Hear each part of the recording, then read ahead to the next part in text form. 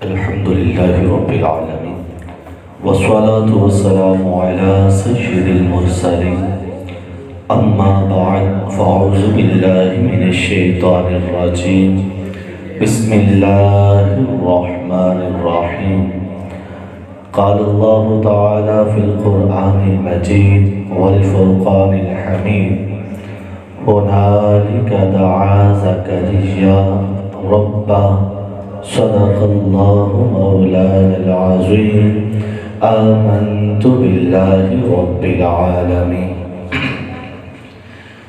نبی کریم رؤوف الرحیم صلی اللہ تعالی علیہ وسلم کا فرمان علی شان ہے کہ تم میں جو شخص مجھ پر کثرت کے ساتھ درود پڑھتا ہے اللہ اس پر اپنی رحمتوں کو نازل فرماتا ہے۔ بعض روایتوں میں ہے کہ تم میں جو شخص مجھ پر ایک بار درود پڑھتا ہے اللہ اس پر 10 رحمتوں کو نازل فرماتا ہے۔ تمام بھائی حصول برکت اور نزول رحمت کے لیے چند بات روشی پڑھ لیجیے۔ الصلاۃ والسلام علیک یا رسول اللہ وسلم علیک یا حبیب اللہ، الصلاۃ والسلام علیک یا نبی اللہ وعلی آلک واصحابک یا نور اللہ۔ آپ یقین کریں مجھے آپ کے اور زیارت مبارک کی زیارت کے درمیان حائل ہوتے شرم آ رہی ہے۔ انتہائی نامناسب بات ہے کہ حضور علیہ السلام کے منہ مبارک موجود ہوں اور آپ اس شاخ دیکھنے کے لیے تڑپ رہے ہیں، اور درمیان میں اپنا بیان شروع کر لوں۔ فقط اس لیے چند منٹ لوں گا کہ ہمارے علاقے کے اندر یہ چیز ہے کہ جب بیان شروع ہوتا ہے تب پبلک آنا شروع ہوتی ہے، تو چلو اتنے پبلک آ جائے گی 5-10 منٹ کے اندر، اور اتنا میں انشاءاللہ آپ کے گوش گزار چند سرکار بغداد حضور غوث پاک رضی اللہ تعالیٰ عنہ کے حوالے سے باتیں عرض کرتا ہوں۔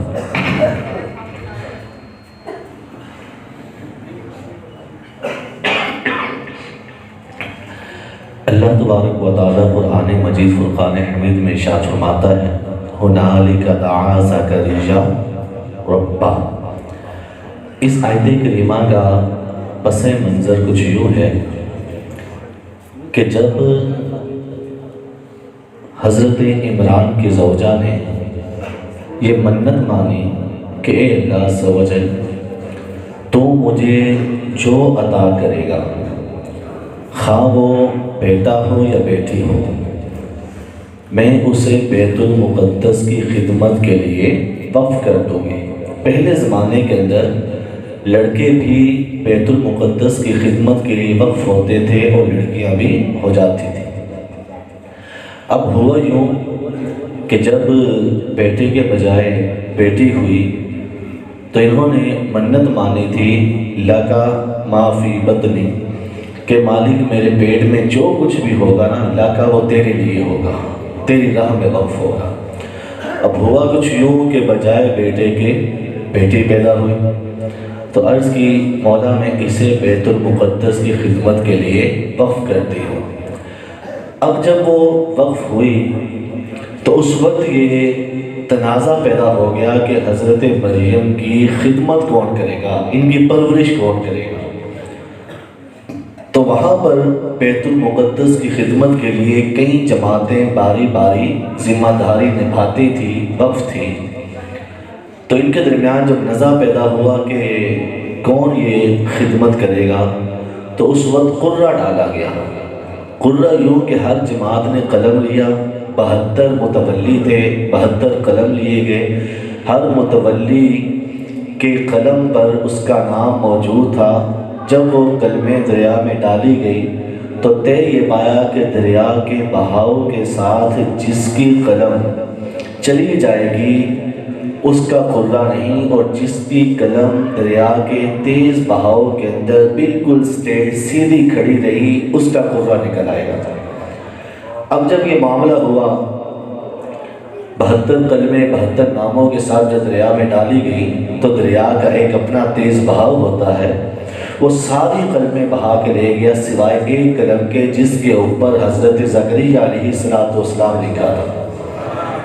حضرت زکریا علیہ السلام رشتے میں خالو بھی لگتے تھے۔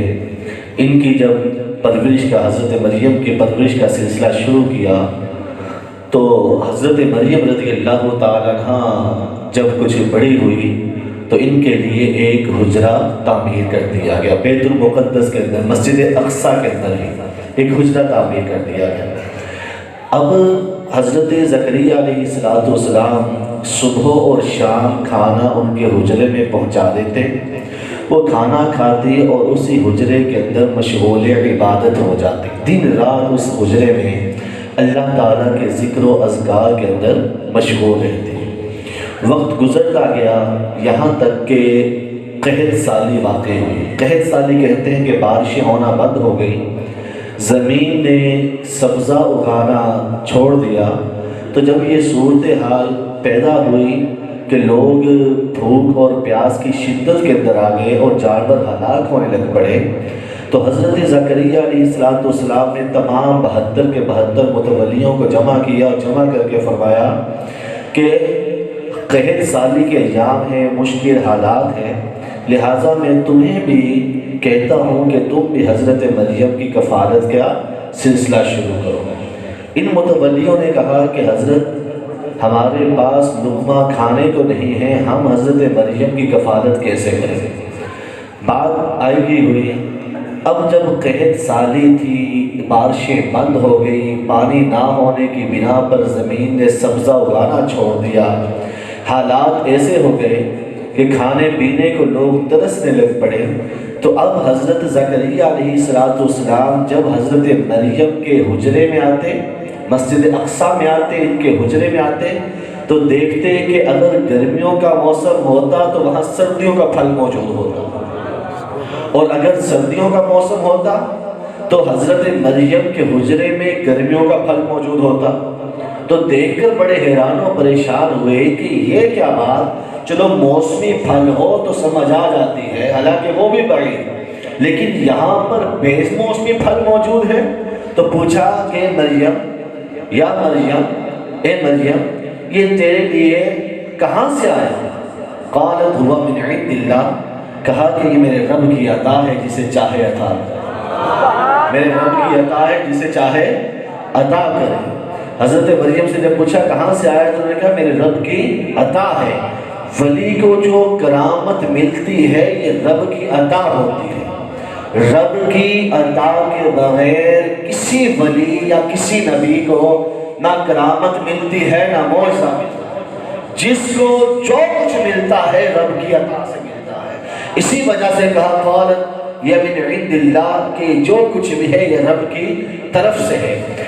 روایات کے اندر آتا ہے حضرت زکریا علیہ السلام ضعیف ہو چکے تھے، جوانی ڈھل چکے تھی، لیکن اولاد نہیں ہوئی تھی، اولاد نہیں ہوئی تھی۔ تو جس جگہ پر حضرت زکریا علیہ السلام نے وہ بے موسمی پھل دیکھا مریم کے حجرے میں رکھا ہوا، تو دل میں خیال آیا کہ جس جگہ پر مریم عبادت کرتی ہیں، ریاست کرتی ہیں، وہاں پر رب تبارک و تعالی بے موسمی پھل عطا فرماتا ہے۔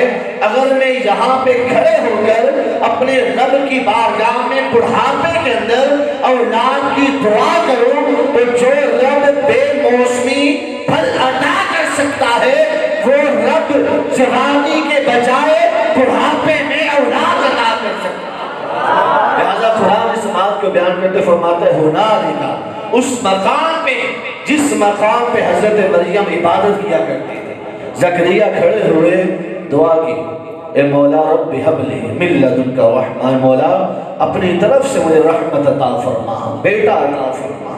اللہ تعالیٰ نے ارشاد فرمایا زکریا تو نے دعا کی ہے، یہاں پہ کھڑے ہو کر تم نے اپنے بیٹے کے لیے دعا کی ہے، اولاد نرینہ کے لیے دعا کی ہے، اے زکریا تجھے ایسا بیٹا دوں گا جو نبی بھی ہوگا، صالح بھی ہوگا، رسول بھی ہوگا اور سردار بھی ہوگا، سید بھی ہوگا۔ تو پتہ چلا کہ جہاں پر اللہ کے ولیوں نے چلے کاٹے ہوں، جس مقام پر اللہ کے ولیوں نے عرصہ عبادات کے اندر گزارا ہو، اللہ جب ولیوں پر رحمتیں نازل فرماتا ہے تو ان جگہوں پر بھی رحمتیں برستی ہیں، پھر اس رحمت کے صدقے رب تبارک و تعالی وہاں پر کھڑے ہونے والوں کی دعا کو قبول فرماتا ہے۔ اس کی ایک چھوٹی سی نظیر پیش کرتا ہوں۔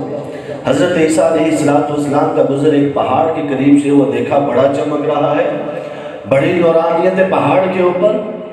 حضرت عیسیٰ نے اس کی مولا سے بولنے کی طاقت دے پہاڑ کو، بولنے کی طاقت دے پہاڑ کو کہ پہاڑ مجھ سے گفتگو کرے کہ اتنا نورانی کیوں ہے۔ اللہ تعالیٰ نے پہاڑ کو بولنے کی قوت دی، طاقت دی، پہاڑ بول اٹھا۔ عیسیٰ علیہ السلام کیا پوچھنا چاہتے ہیں؟ حضرت عیسیٰ علیہ السلام فرمائے، پہاڑ یہ بتا، تیرے اندر جو بولنے کی قوت رب نے دی ہے، اس قوت کے ذریعے مجھے یہ بتا کہ پہاڑ تو اور بھی ہیں، کوئی سیاہ ہے، کوئی براؤن ہے، کوئی نسواری ہے، کوئی کس کلر کا ہے، لیکن تیری طرح چمک دمک کسی پہاڑ میں نظر نہیں آ رہی، تیری چمک کا راز کیا ہے؟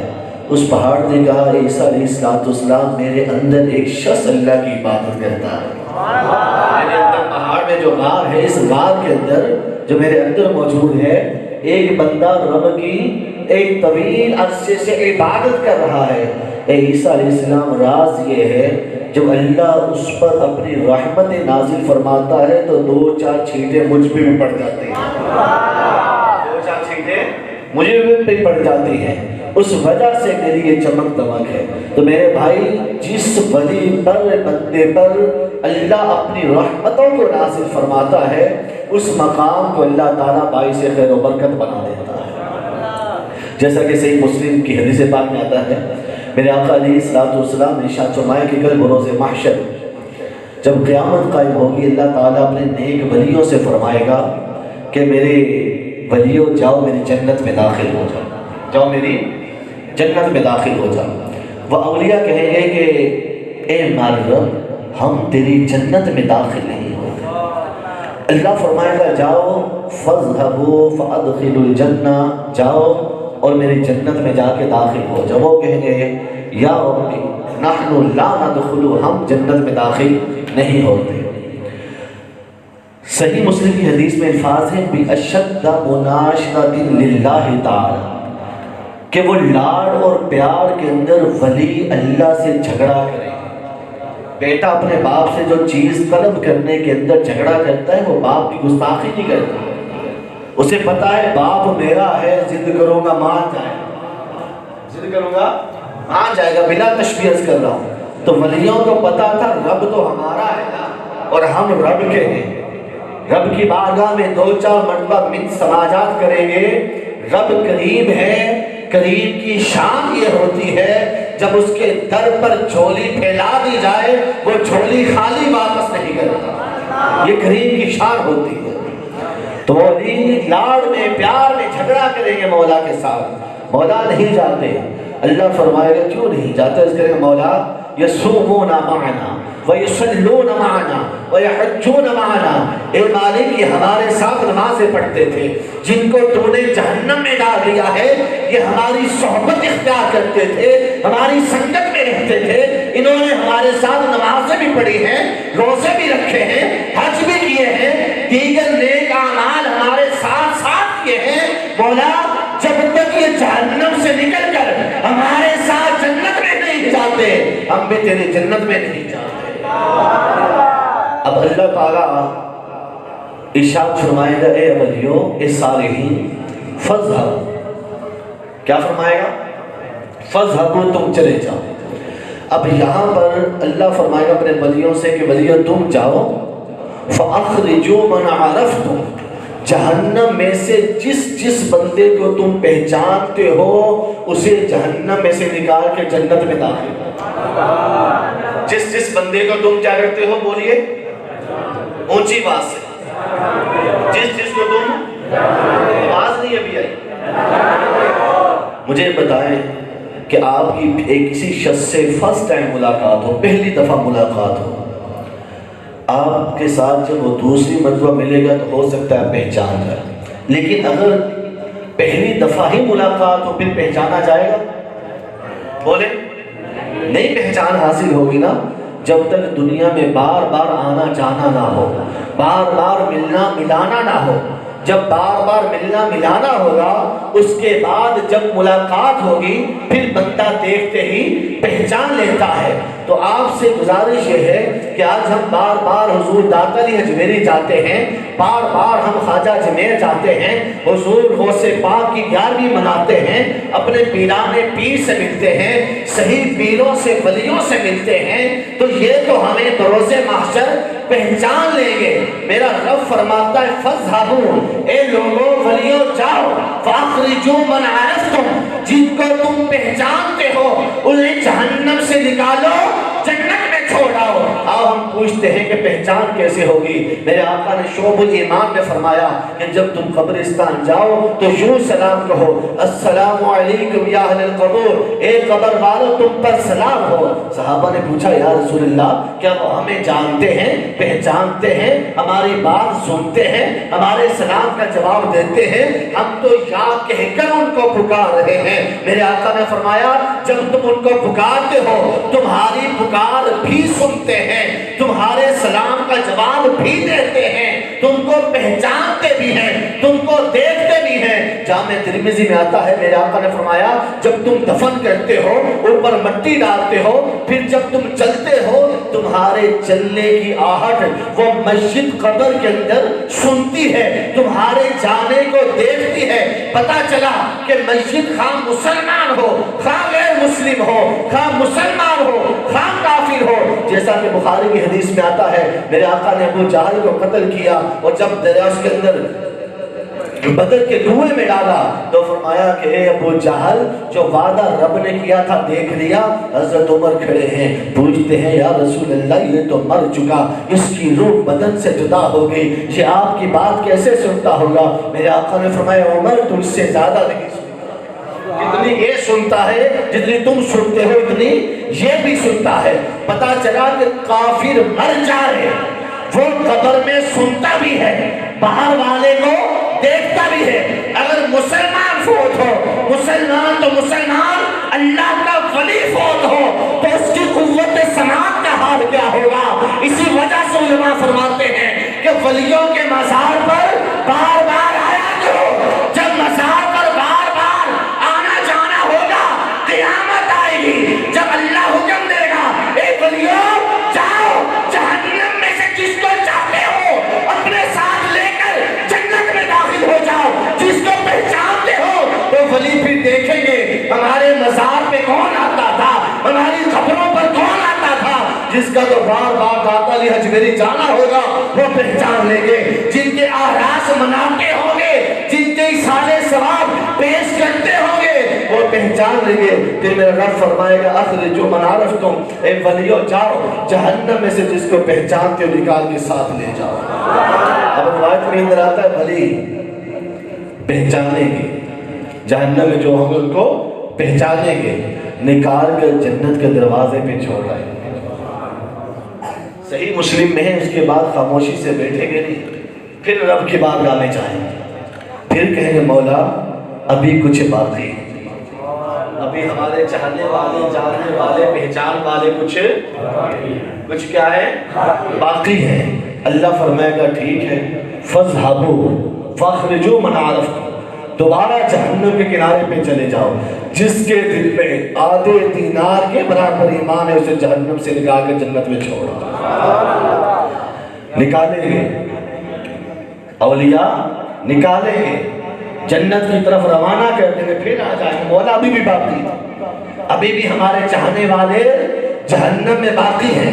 اللہ فرمائے گا ولیوں جاؤ تمہارا جہنم کے کنارے پہ چلے جاؤ، جس کے دل میں ذرہ برابر ایمان ہے، تمہاری صحبت تمہاری سنگت اختیار کرتا ہو، تم سے محبت کرتا ہو، اے ولیوں اسے جہنم سے نکالو جنت میں چھوڑو۔ اللہ کے ولی نے جہنم سے نکالے گے جنت میں چھوڑا ہے۔ کہاں سے نکالیں گے؟ تو آج آپ کا کیا حال ہے؟ جن کی ہم 11ویں منا رہے ہیں، جو پیران پیر ہیں، جسے ہم کہتے ہیں نا بڑے پیر ہیں، کون ہیں جو؟ اور جنہوں نے یہ کہا، جنہوں نے یہ فرمایا کہ میرا قدم تمام ولیوں کی گردن پر ہے، میرا قدم تمام ولیوں کی۔ حضرت خواجہ جنید معین الدین چشتی علیہ رحمہ بیٹھے ہوئے تھے، فوراً نیچے سر کر کے گردن جھکا لی۔ مریدوں نے پوچھا حضور کیا ہوا؟ حضور کیا ہوا؟ فرمایا تمہیں پتہ نہیں، تمہیں پتہ نہیں، آج غوث الاغیاث غوث الثقلین شیخ عبد القادر جیلانی نے اعلان کر دیا ہے کہ میرا قدم ہر ولی کے گردن پر ہے، تو میں نے گردن جھکا دی۔ حضور یہ دل ہے، یہ آنکھ ہے، یہ سر ہے، یہ گردن ہے، جہاں چاہو رکھو قدم ہو سے آزم، جہاں چاہو رکھو قدم ہو سے آزم۔ یہ میرے 11ویں والے پیر کے قدم کی برکت ہے۔ خواجہ صاحب سر جھکانا، گردن جھکانے خواجہ صاحب، اور حضور غوث پاک رضی اللہ تعالیٰ اپنے زمانے اور اپنے زمانے کے بعد قیامت تک جتنے ولی آئیں گے سب کے سردار مقرر، جن کے ہم 11ویں منا رہے سب کے کیا مقرر ہوئے؟ بولی اونچی بات سے سردار مقرر ہوئے۔ مجھے بتاؤ کہ جب پیران پیر کی شفاعت کی باری آئے گی تو پہچان گئے نہیں میری 11ویں میں کون کون آتا تھا؟ میری 11ویں میں فیصلہ آباد رہتا ہوں، تو جب بھی 11ویں آتی نا وہ دودھ والا دودھ نہیں گھر دے کے جاتا۔ اچھا اس کے بعد دوسرا چینج ہوا، کسی وجہ سے وہ چلا گیا، وہ بھی دے کے نہیں جاتا۔ تیسرا چینج ہوا، وہ بھی دے کے نہیں جاتا۔ خرم بھائی آئے ہوئے تھے، ہم دودھ ڈھونڈ رہے تھے، بڑی بڑی دکانیں دودھ کی بند تھی۔ مجھے بتاؤ یہ جو دودھیے ہیں 11ویں کو دودھ اپنا رکھتے ہیں، کھیر بنا کے سرکار غوث پاک کی تقسیم کرتے ہیں۔ تو جنہوں نے اپنے مال اسباب کو خرچ کیا ہوگا، جیسے اس مسجد کی انتظامیہ نے، یہاں کے امام و خطیب علامہ آصف سلطانی صاحب نے، طارق بھائی نے، دیگر اعجاز صاحب نے، اور دیگر جو ہمارے بابا جی ان کے بیٹے عبدالمجید بھائی اور دیگر افراد نے، سلیم بٹری صاحب، یہ انتظام کیا، تو کیا خیال ہے کل وہ پہچانے گے نہیں جب رب اختیار دے گا جاؤ جہنم سے نکالو؟ کیا سرکار غوث پاک پہچانے گے نہیں کہ یہ تو ہماری 11ویں مناتے رہے، یہ تو ہمیں ایصال ثواب کرتے رہے، انہیں جہنم میں چھوڑ کے جائیں تو کیسے جائیں؟ انہیں جہنم میں چھوڑ کے جائیں تو جہنم میں چھوڑ کے جائیں تو کیسے جائیں؟ تو پھر یہ پیران اوصاف شفاعت کریں گے، پھر یہ عرض کریں گے یا رسول اللہ زدنا، یا رسول اللہ کچھ اضافہ فرمائیں۔ میرے آقا نے فرمایا 70,000 ایسے ہوں گے جو میرے ساتھ بے حساب جنت میں جائیں گے۔ کتنے ہوں گے؟ میری امت میں سے کتنے ہوں گے؟ صحابہ کو پتا تھا کریم ہے، صحابہ کو کیا پتا تھا؟ حضور کریم ہے۔ پھر عرض کی یا رسول اللہ صلی اللہ علیہ وسلم کچھ اضافہ فرما دیں، اربوں میں امت ہے، کچھ اضافہ فرما دیں۔ میرے آقا نے فرمایا کہ سنو پھر 70,000 جو بے حساب جنت میں جائیں گے، ان 70,000 میں سے ہر فرد کے ساتھ مزید 70,000 جنت میں جائیں گے۔ اللہ اپنے ولیوں کو اور علماء کو روک دے گا، ولیوں کو اور علماء کو، اولیاء کو اور علماء کو روک دے گا۔ جیسے میرے آقا کے حدیث پاک میں ہے نا، حضور علیہ السلام نے ارشاد فرمایا کہ ہو سکے تو 4 کام کرو۔ کتنے کام کرو بولیے؟ اونچی آواز سے۔ میرے آقا نے کیا فرمایا؟ ہو سکے تو کتنے کام کرو؟ حضور نے فرمایا اگر تم 4 کام نہ کر سکے نا اور تم 5ویں کرتے ہو تو تم ہلاک ہو جاؤ گے۔ کیا فرمایا تم نے؟ اونچی آواز سے 4 کام کرو، 4 کام میں سے جو ہو سکے کرو۔ اگر تم 4 کام میں سے کوئی کام بھی نہ کرو اور تم نے کوئی 5واں کام کیا تو تم ہلاک ہو جاؤ گے۔ صحابہ نے پوچھا یا رسول اللہ وہ کام کیا ہیں 4؟ وہ کام کیا ہے؟ میرے آقا نے فرمایا پہلا کام یہ کہ تم عالم دین بن جاؤ۔ کیا فرمایا پہلا کام کیا ہے؟ اونچی آواز سے، اونچی آواز سے میرے آقا نے فرمایا اگر تم عالم دین نہ بن سکو تو طالب علم دین بن جاؤ۔ کیا فرمایا؟ اگر عالم نہیں بن سکے تو طالب علم دین یہ بن جاؤ۔ پھر میرے آقا نے فرمایا اگر تم طالب علم دین بھی نہ بن پائے تو ان علماء کی صحبت یافتہ بن جاؤ۔ علماء کی کیا بن جاؤ؟ ان کی سنگتوں کو اٹھایا کرو، ان کی صحبتیں لیا کرو، ان کی صحبتوں میں بیٹھا کرو۔ میرے آقا نے فرمایا اگر تم یہ بھی نہ کر سکو، اگر تم یہ بھی نہ کر سکو، میرے آقا نے فرمایا پھر چوتھا کام یہ کم سے کم ان سے محبت کرنے والے بن جاؤ۔ کم سے کم بن جاؤ، ان سے محبت کرنے والے بن جاؤ. میرے آقا نے فرمایا اگر تم ان 4 کاموں میں سے کوئی کام نہیں کر سکتے، 5واں کام جو بھی کرو گے تم ہلاک ہو جاؤ. تو جو بھی اللہ کا ولی بنتا ہے اس کے لیے شرط یہ ہے کہ وہ پہلے عالم دین ہو. کیا شرط اس کے پہلے؟ عالم دین ہو. ہمارے ہاں جھوٹے درویش، جھوٹے صوفی، جھوٹے پیر لٹر چھوڑ کے، نمازیں چھوڑ کے اور زکاتیں چھوڑ کر، دیگر نیک اعمال چھوڑ کے 10 انگوٹھیاں چڑھا کے بیٹھ جاتے ہیں کہ جی ہم پہنچے ہوئے ہیں. ہم کہاں؟ مجھے بتاؤ وہ رحمان تک پہنچے یا شیطان تک پہنچے؟ کہاں تک پہنچے؟ اونچی بات سے شیطان تک. جو پیر شریعت پہ عمل نہیں کرتا وہ پیر ہوئے نہیں سکتا. وہ پیر حضور غوث پاک سے پوچھا گیا نا، حضور غوث پاک سے پوچھا گیا کہ آپ کا قدم ہر ولی کی گردن پر ہے، یہ رتبہ حاصل کیسے ہوا؟ یہ رتبہ حاصل کیسے ہوا؟ تو آپ نے کیا فرمایا سنو. میرے حضور غوث پاک نے فرمایا درست العلم، میں علم پڑھتا پڑھاتا رہا، علم میں سیکھتا سکھاتا رہا، علم سیکھتا سکھاتا رہا، یہاں تک کہ اللہ تعالیٰ نے مجھے اس منصب پہ فائز کر دیا. پتہ چلا کہ سرکار غوث پاک کو جو مقام غوثیت ملا ہے یہ بھی علم کی برکت سے ملا ہے. اس کی برکت سے ملا ہے. لیکن جعلی پیر کیا کہتے ہیں کہ ہم صوفی ہیں، یہ مولوی ہیں. ایسے ہی یہ مولوی حضرات ہیں اور ہم کون حضرات ہیں؟ پہنچے ہوئے صوفی حضرات ہیں. ایسا نہیں ہے. پہنچا ہوا وہی ہے جس نے قرآن اور حدیث پر عمل کیا ہے. جس نے نہ قرآن پہ عمل کیا نہ حدیث پہ عمل کیا وہ پہنچا ضرور ہے لیکن شیطان تک پہنچا ہے، رحمان تک نہیں پہنچا. حضور غوث پاک چھوٹے تھے جب پیدا ہوئے تو قاری صاحب کے پاس پڑھنے کے قاری صاحب نے کہا بیٹا پڑھو بسم اللہ الرحمن الرحیم. سرکار غوث پاک نے پڑھا بسم اللہ الرحمن الرحیم الحمدللہ رب العالمین الف لام میم سیقول الصفحاء تلک الرسل لن تنالوا البر. 18 سپارے پڑھ کے سنا دیے. کتنے سپارے پڑھ کے سنا دیے؟ قاری صاحب نے کہا بیٹا آگے پڑھو. کہا حضور آگے نہیں پڑھ سکتا. کہا کیوں؟ کہا میری ماں نے 18 سپارے حفظ کیے تھے. جب میں پیٹ میں تھا چلتے پھرتے میری ماں 18 سپارے پڑھتی رہتی تھی.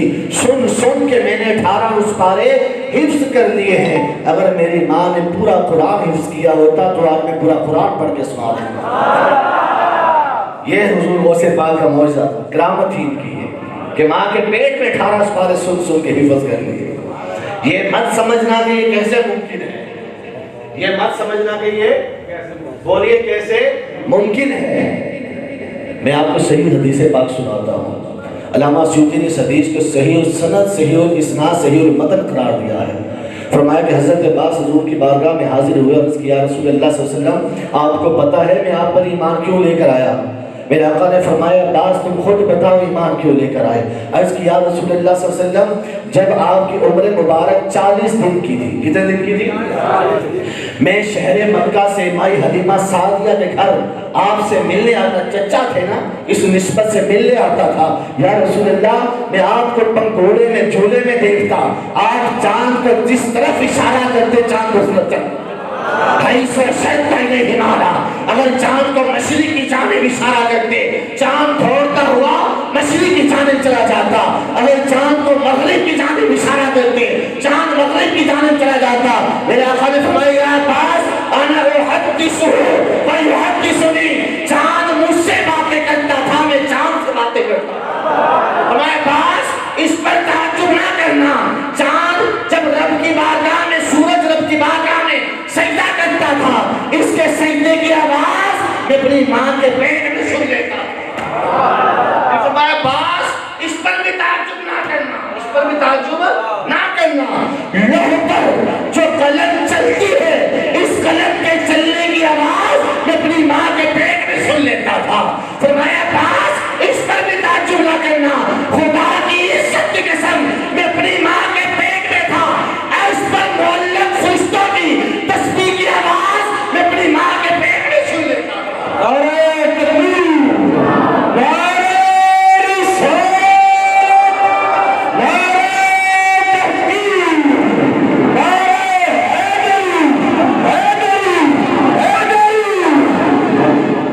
نبی کا معجزہ ولی کی کرامت ہوتی ہے.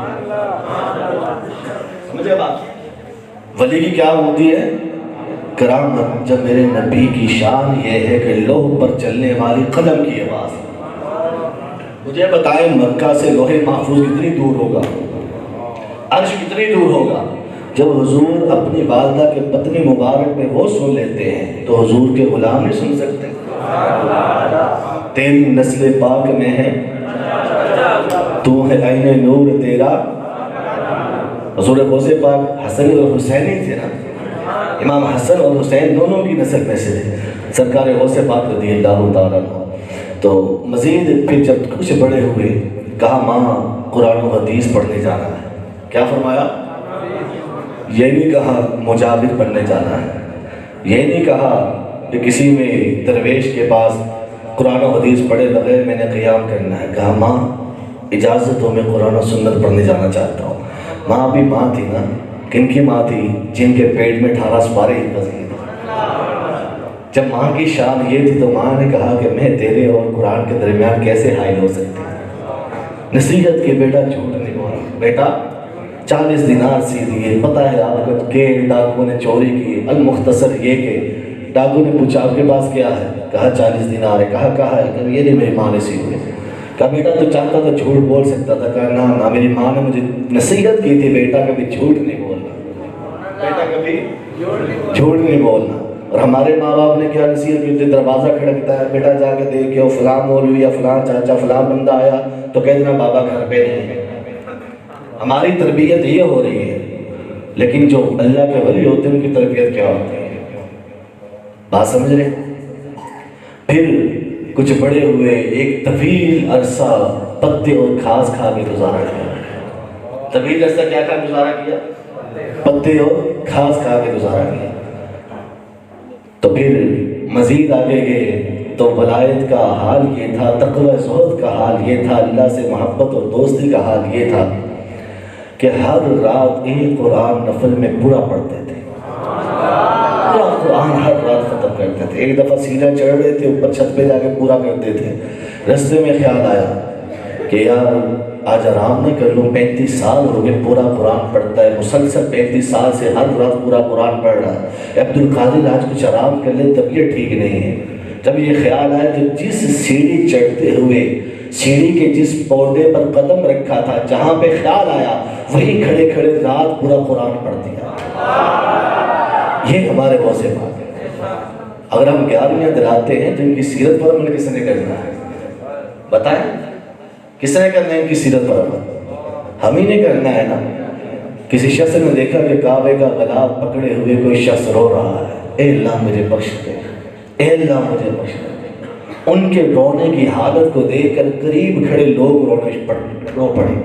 اس طرح کی ریاضاری فرما رہے تھے، سب تھم گئے طواف کرنے والے کہ یہ کون درویش ہے جو سجدے میں کعبے کے غلاف کو پکڑ کے رو رہا ہے، اللہ میری بخشش فرما دے۔ جب سجدے سے سر اٹھایا نا، لوگوں کی چیخیں نکل گئی کہ وہ خود حضرت شیخ عبد القادر جیلانی تھے۔